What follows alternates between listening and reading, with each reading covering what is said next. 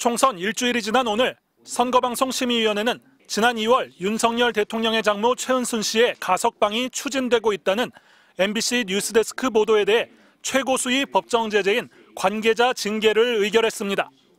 선방위원들은 악의적인 대통령 흠집내기 보도, 예비 대상자 포함과 정부 추진은 엄연히 다르다며 MBC 보도를 비난했습니다.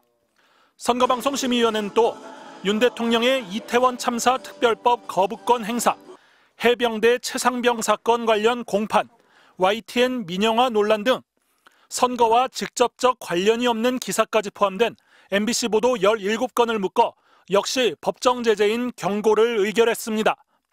MBC 측은 선거와 직접적 관련이 없는 보도까지 심의하는 데 동의할 수 없고 심의 대상에 오른 보도의 공통점은 모두 대통령실 또는 여당에 불리한 기사였다는 점이라고 반박했지만 받아들여지지 않았습니다.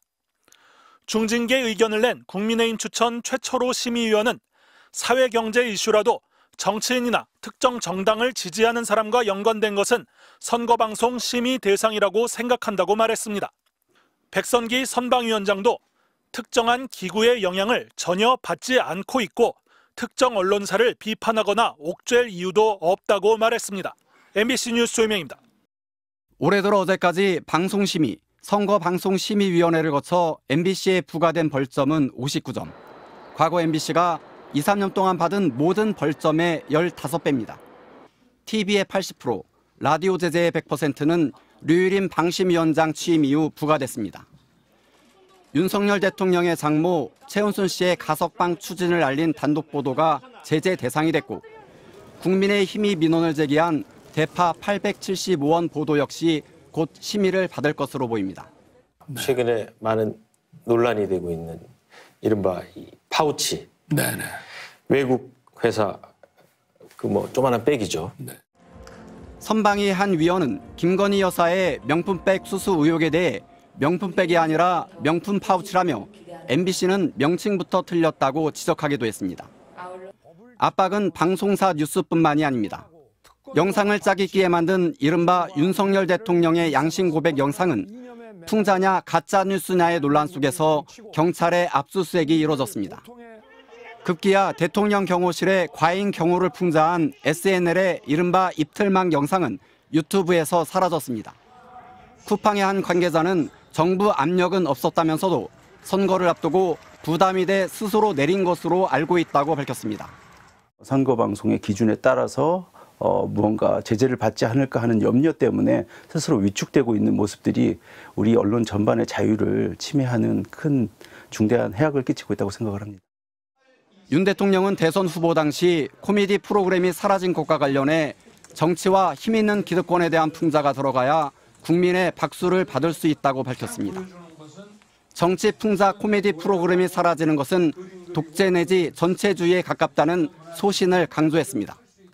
사극과 이런 코미디를 없애는 것 자체는 아마 정치 권력의 영향력 때문인 것 같고 그 영향력 행사를 안 하면 이런 그 생태계가 저절로 잘 퍼나갈 수 있지 않겠나 그렇게 생각하고 있습니다. 하여튼 걱정하지 마십시오. MBC 뉴스 김주만입니다.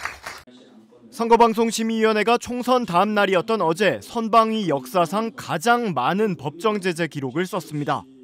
선방위는 어제 14차 회의를 열고 가톨릭 평화방송과 채널A에 각 한 건씩 2건의 법정 제재를 의결했습니다. 가톨릭 평화방송의 경우 지난 2월 7일 김진애 전 열린민주당 의원이 한동훈 국민의힘 비대위원장의 화법을 지적하며 당장 오늘부터 숨쉬기 연습부터 하시라, 숨찬 목소리가 듣는 사람들에게 괴롭다고 말한 인터뷰 내용이 문제가 됐습니다. 모든 정치인이 자기만의 스타일이 있는데 이렇게 발언한 건 모욕이고 진행자도 제지하거나 다른 의견을 내지 않았다는 겁니다. 채널A의 경우는 역시 지난 2월 7일 국민의힘과 민주당의 인재 영입 등과 관련해 여야 패널이 사실상 4대1로 구성됐고 내용도 국민의힘에 유리했다는 지적을 받아 종편 프로그램으로서는 처음으로 이번 선방위에서 제재를 받았습니다. 이에 따라 선방위에서 결정한 법정 제재는 20건이 됐는데 2008년부터 선거 때마다 운영된 선방위 역사상 가장 많은 기록입니다. 방송사별로 보면 MBC가 11건을 받았고 대전과 울산 MBC도 각각 1건을 받아 절반 이상이 MBC에 집중됐습니다. 또 CBS가 2건, YTN이 2건, 가톨릭 평화방송이 2건, 채널A가 1건의 법정 제재를 받았습니다. 추가 징계도 잇따를 것으로 보입니다. 선방위에는 아직 의견 진술 절차가 예정된 안건이 상당수 남아있는데 의견 진술은 법정 제재 전에 방송 책임자의 해명을 듣는 자리이기 때문입니다. 선방위는 어제 회의에서도 김건희 여사의 디올백 논란 등을 다룬 MBC 스트레이트에 대해 제재를 전제로 하는 의견 진술을 결정했습니다.